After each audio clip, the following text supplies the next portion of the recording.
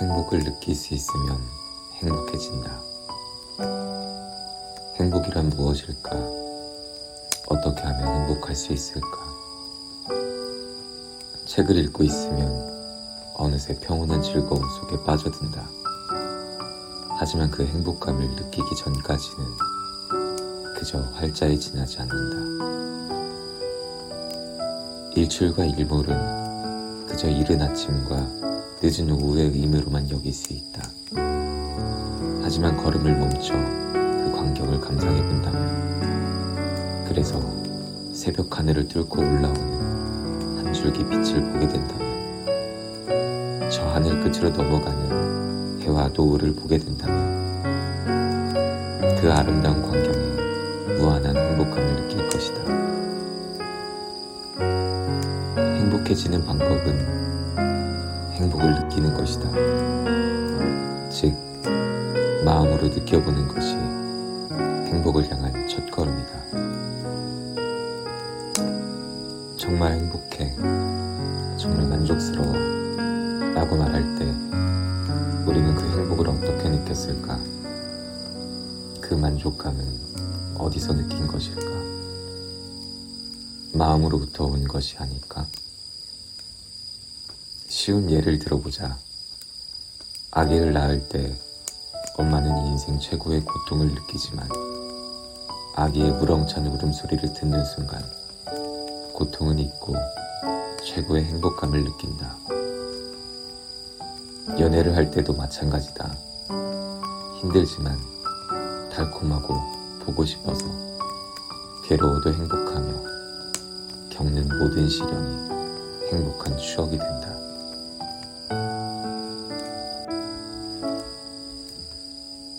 감상할 줄 알아야 그 대상이 아름다워진다. 많은 이들이 과거를 회상하며 가난했지만 행복했다고 말한다. 그때는 원하는 게 적었기 때문에 작은 것에도 만족했다. 우리는 원하는 바를 충족시키기 위해 물질을 추구한다. 하지만 과거처럼 결핍 속에서도 만족감을 느낄 수 있다는 것도 안다. 그러니 대체 무엇을 더 원하고 바라는가? 어떤 이들은 소유해야만 행복하다고 여기지만 그것을 온전히 느낄 줄만 알아도 이미 소유한 거나 다름없다. 예쁜 꽃들이나 아름답게 지저귀는 새소리도 소유해야 할까? 감상할 수 있다면, 즉 그 본질을 느낄 수 있다면, 그것이 길가에 있든 집 안에 있든 아무 상관없다. 박물관이나 공원을 소유해야 하는 건 아니지 않나. 안으로 들어갈 마음만 있다면 충분히 향유할 수 있다. 우리는 대개 아름다운 대상이어야 감상을 한다고 생각하는데 사실은 반대다. 감상할 줄 알아야 그 대상이 아름다워진다. 느끼려고 노력을 할 때 새벽녘 일출도 아름답고 차도 맛있으며 빵 한 조각 한 조각이 달콤하다. 이해하려고 노력을 할 때 산들바람이 만들어낸 숲풀 소리도 가슴에 들어오고 별것 아닌 것에서도 비밀스러운 아름다움을 느끼며 소소한 일로도 행복을 느낀다. 유명한 심리학 권위자인 브라이언 와이스 박사의 이야기다. 매우 무더웠던 어느 여름날 밤, 늦게 일을 마치고 귀가하던 아이스 박사는 무심코 생각이나 아이스크림 2개를 사서 집으로 갔다. 그때 부인은 집에서 어린 아기를 돌보고 있었다. 당시 와이스 박사는 연구로, 부인은 육아로 힘든 시기를 보내고 있었다. 그날 밤 두 사람은 마주 앉아 아이스크림을 먹으며 전에 없던 평온한 시간을 만끽했다.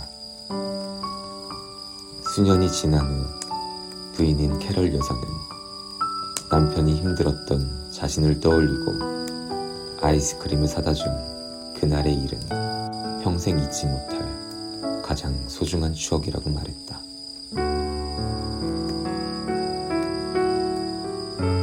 사실 당신은 행복하다.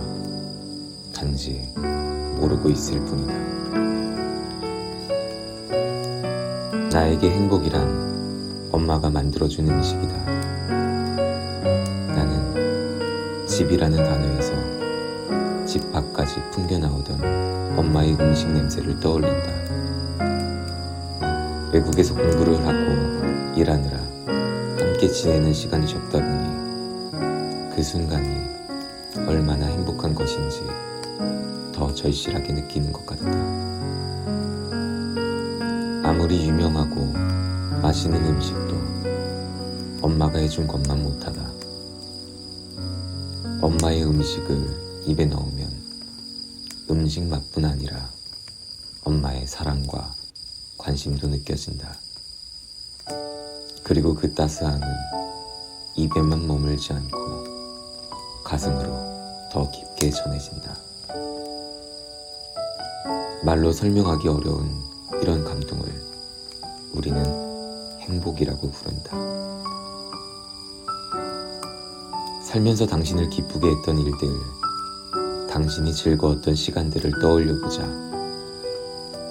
그때 당신은 어디에서 누구와 함께 무엇을 했었나? 기억 속 그때로 돌아가서 입가에 미소를 짓고 환희를 느껴보자. 세상은 바뀐 게 없다. 솔솔 부는 바람, 반짝이는 별빛, 꽃향기 모두 그대로이다. 당신이 느꼈던 감동만 잊혀졌을 뿐이다. 삶에서 감격스러운 것들을 생각해보자. 즐겨 듣는 음악, 좋아하는 일들, 기대하고 있는 미래의 어떤 모습들, 아름다웠던 기억들, 그리고 당신을 아끼는 누군가. 사실 당신은 행복하다. 단지 모르고 있을 뿐이다.